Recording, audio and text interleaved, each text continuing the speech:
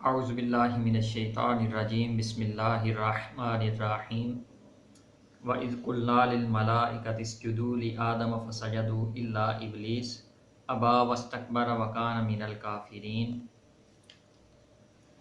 وَإِذْ قُلْنَا لِلْمَلَائِكَةِ اسْجُدُوا لِآدَمَ، اور یاد کرو جب ہم نے ملائکہ کو حکم دیا کہ آدم علیہ السلام کو سجدہ کرو، فسجدوا تو سب نے سجدہ کیا، الا ابلیس سوائے ابلیس کے، ابا واستکبر منکر ہوا اور اس نے غرور کیا، وکان من الکافرین اور وہ کافروں میں سے ہو گیا۔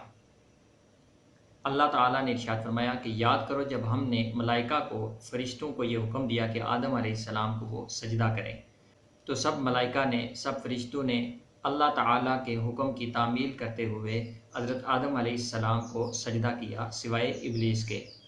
اس نے انکار کیا اور غرور کیا تو وہ کافروں میں سے ہو گیا۔ سجدہ دو طرح کا ہوتا ہے، ایک سجدہ عبادت اور دوسرا سجدہ تحیت۔ سجدہ عبادت سے مراد یہ ہے کہ کسی کی عبادت کرنے کے لیے اس کو سجدہ کرنا، اور سجدہ تحیت سے مراد یہ ہے کہ کسی کی تعظیم کے لیے اس کو سجدہ کرنا۔ سجدہ عبادت اللہ تعالیٰ کے ساتھ خاص ہے، کسی اور کے لیے سجدہ عبادت ہرگز نہیں ہو سکتا، اور سجدہ تعظیمی پہلی شریعتوں میں جائز تھا لیکن ہماری شریعت میں اس کو منسوخ کر دیا گیا۔ کچھ مفسرین فرماتے ہیں کہ اس آیت میں جو سجدہ کا حکم ہوا ہے اس سے مراد سجدہ عبادت ہے، اور یہ سجدہ خاص اللہ تعالیٰ کے لیے تھا، اور حضرت آدم علیہ السلام کو قبلہ بنایا گیا، یعنی حضرت آدم علیہ السلام مسجود الیہ تھے اور اللہ تعالیٰ کی ذات مسجود لہو تھی، یعنی فرشتوں نے حضرت آدم علیہ السلام کی طرف رخ کر کے اللہ تعالیٰ کو سجدہ کیا، لیکن یہ قول ضعیف ہے، اور جمہور مفسرین فرماتے ہیں کہ یہاں پر سجدہ سے مراد سجدہ عبادت نہ تھا بلکہ سجدہ تعظیمی تھا، اور خاص حضرت آدم علیہ السلام کے لیے سجدہ کرنے کا حکم ہوا، اور یہی قول صحیح ہے اور اسی پر جمہور ہیں۔ وَقُلْنَا يَا آدَمُ اسْكُنْ أَنْتَ وَزَوْجُكَ الْجَنَّةَ وَكُلَا مِنْهَا رَغَدًا حَيْثُ شِئْتُمَا وَلَا تَقْرَبَا هَٰذِهِ الشَّجَرَةَ فَتَكُونَا مِنَ الظَّالِمِينَ۔ وَقُلْنَا اور ہم نے فرمایا، یا آدم اسکن انت وزوجک الجنہ کہ ہے آدم تم اور تمہاری بیوی جنت میں رہو، وَكُلَا مِنْهَا رَغَدًا حَيْثُ شِئْتُمَا اور اس میں سے جو کچھ تمہارا جی چاہے کھاؤ پیو بغیر کسی روک ٹوک کے، وَلَا تَقْرَبَا هَٰذِهِ الشَّجَرَةَ اور اس درخت کے قریب نہ جانا، فَتَكُونَا مِنَ الظَّالِمِينَ کہ حد سے بڑھنے والوں میں سے ہو جاؤ گے۔ اللہ تعالیٰ بیان فرماتے ہیں کہ ہم نے فرمایا، اے آدم تم اور تمہاری بیوی جنت میں رہو، اور اس جنت میں سے جو کچھ تمہارا جی چاہے کھاؤ پیو بغیر کسی روک ٹوک کے، اور اس درخت کے قریب نہ جانا۔ یہاں پر اس درخت سے مراد انگور یا گندم کا درخت ہے۔ فَتَكُونَا مِنَ الظَّالِمِينَ کہ تم حد سے بڑھنے والوں میں سے ہو جاؤ گے۔ ظلم کے معنی ہے کسی شے کو بے محل وضع کرنا، اور یہ ممنوع ہے۔ انبیاء کرام علیہم السلام معصوم ہیں، ان سے گناہ سرزد نہیں ہوتا۔ یہاں ظلم خلاف اولیٰ کے معنی میں ہے۔ انبیاء کرام علیہم السلام کو ظالم کہنا اہانت و کفر ہے، جو شخص کسی بھی نبی کو ظالم کہے وہ کافر ہو جائے گا۔ فَأَزَلَّهُمَا الشَّيْطَانُ عَنْهَا فَأَخْرَجَهُمَا مِمَّا كَانَ فِيهِ وَقُلْنَا اهْبِطُوا بَعْضُكُمْ لِبَعْضٍ عَدُوٌّ وَلَكُمْ فِي الْأَرْضِ مُسْتَقَرٌّ وَمَتَاعٌ إِلَىٰ حِينٍ۔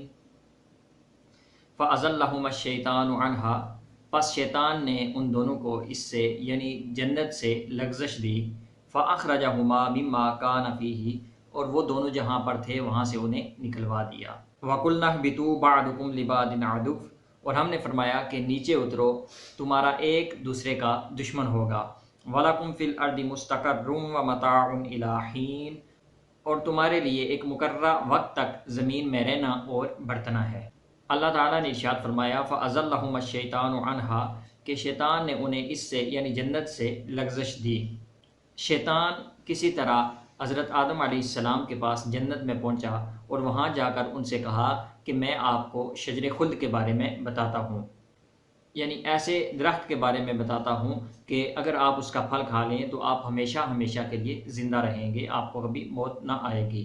حضرت آدم علیہ السلام نے انکار کر دیا، اس نے قسم کھائی اور کہا کہ میں تمہارا خیر خواہ ہوں۔ تو حضرت آدم علیہ السلام کو خیال ہوا کہ کوئی بھی شخص اللہ تعالیٰ کی جھوٹی قسم نہیں کھا سکتا۔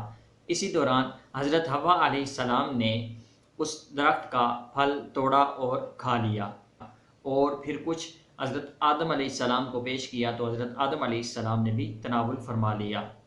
حضرت آدم علیہ السلام کو خیال ہوا کہ لا تقربا کی نہیں یہ تنزیہی ہے، تحریمی نہیں ہے، کیونکہ اگر وہ اس نہیں کو تحریمی سمجھتے تو وہ ہرگز ایسا نہ کرتے، کیونکہ انبیاء کرام علیہ السلام معصوم ہوتے ہیں۔ یہاں پر حضرت آدم علیہ السلام سے اجتہاد میں خطا ہوئی ہے، اور خطائے اجتہادی معصیت نہیں ہوتی۔ فَأَخْرَجَهُمَا مِمَّا كَانَا فِيهِ، اور ان دونوں کو وہاں سے نکلوا دیا جہاں وہ دونوں رہتے تھے۔ وَقُلْنَا اهْبِطُوا بَعْضُكُمْ لِبَعْضٍ عَدُوٌّ، اور ہم نے فرمایا کہ نیچے اترو، تمہارا ایک دوسرے کا دشمن ہوگا۔ حضرت آدم و حوا اور ان کی ذریت جو ان کے صلب میں تھی، ان کو حکم ہوا کہ جنت سے نکل کر زمین میں چلے جاؤ۔ حضرت آدم علیہ السلام سرزمین ہند میں سراندیب کے پہاڑوں پر اتارے گئے، اور حضرت حوا علیہ السلام جدے میں اتاری گئی۔ حضرت آدم علیہ السلام کی برکت سے زمین کے اشجار میں، زمین کے درختوں میں پاکیزہ خوشبو پیدا ہو گئی۔ وَلَكُمْ فِي الْأَرْضِ مُسْتَقَرٌّ وَمَتَاعٌ إِلَىٰ حِينٍ، اور تمہیں ایک مقررہ وقت تک زمین میں رہنا ہے اور برتنا ہے۔ اس سے اختتام عمر یعنی موت کا وقت مراد ہے، اور اس میں حضرت آدم علیہ السلام کے لیے بشارت ہے کہ وہ صرف اتنی مدت کے لیے زمین میں ہیں، پھر انہیں دوبارہ جنت کی طرف رجوع فرمانا ہے۔ اور آپ کی اولاد کے لیے میعاد پر دلالت ہے کہ دنیا کی زندگی ایک معین وقت تک ہے، عمر تمام ہونے کے بعد انہیں آخرت کی طرف رجوع فرمانا ہے۔